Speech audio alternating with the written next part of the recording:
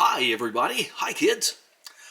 Our project for today is going to be get this big glob of JB Weld off of here, off this motorcycle frame, and kind of learn something about putting things in here that are like that. It turns them black, but we're going to powder coat it anyway probably. So anyway, it just means it's really clean. So as you can tell, they made a mess of it. They put it here and here, so we don't know what the damages are.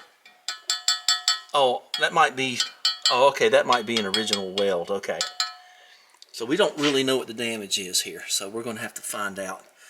And I don't know, we'll have to, I've already moved the fountain I stored right there away.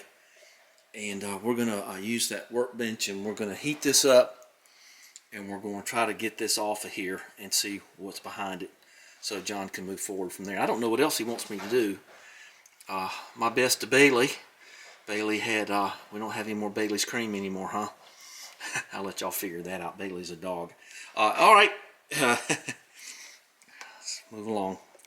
Let's see if I can find my little hammer over here. I don't know. Where's my little hammer? I'll find one. Well, this is what happened. I just, it's been within 60 seconds. I just hit it, chipped it a little bit, and this big hunk of it came off. So let's just keep chunking at it. I'm going to leave the camera on so you can have it in real time. Let's see how much of this I can get off just chocking at it. Well, there went some across the room.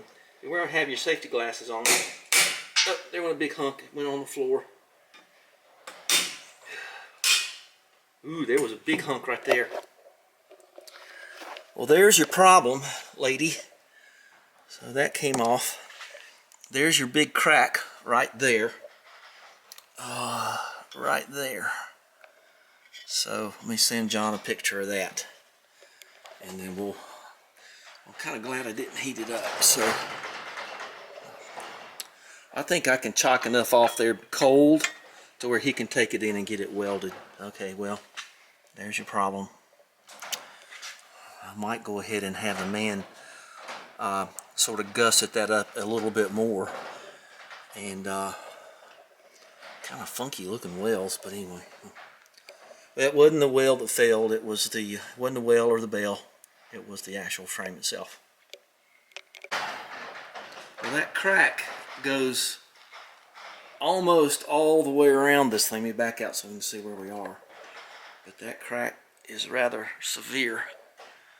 I might even, if I was somebody, just weld on and more than a gusset, maybe something else. Okay, well, I can't do any more with this. It's going to be just a little short video so John can see where we are.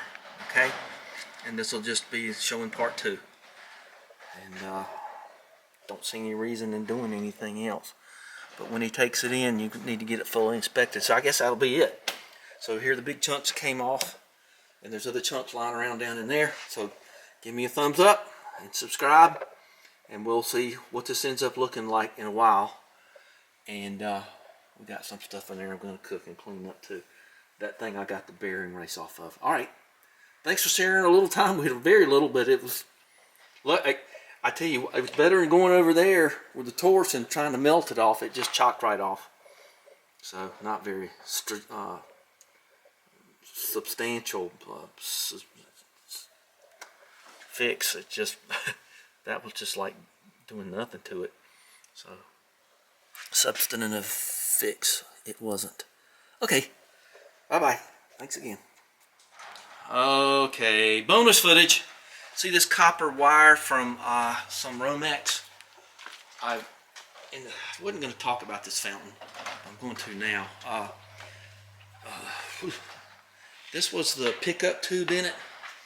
It's a 1/2 inch. I don't know who makes the thing, but I put, I'll tell you what I put on. I put this on it with a little bit of sand, not a sponsor. Give it some texture. You can put whatever you want to. You put throw the chips on it after, whatever you feel like doing. Look at the water that came out of that ball. That's okay. There's what we got for roll of Tex something. Now, if you leave that in your paint any length of time, you got to mix it up because it settles. So this is 1/2 inch hose, and it was full of algae So I don't think I want that. So I use some of that copper wire for the pickup tube for multiple reasons. One is I can steer it where I want it.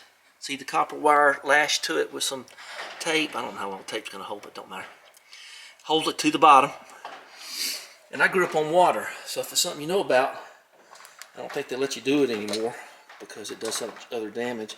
If you paint the bottom of your boat copper bottom investment, like they say in shipping, the algae won't grow on it, but it does other kind of damage. But I thought, okay, two things I'm gonna happen here. I'm gonna keep the tube straight. It's only got to last a season.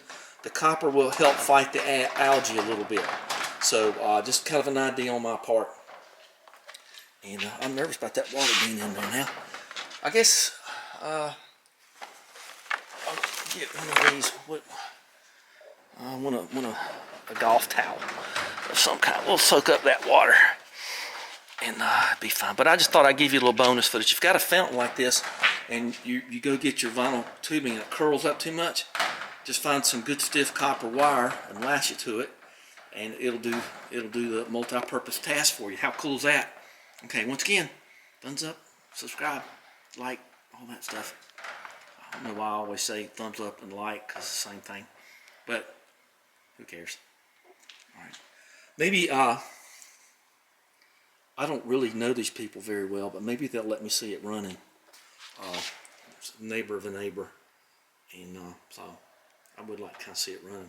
I guess I could make it run, but I don't have a pump. I got a little pump. Got a couple of pumps actually. Well, let's let them do it.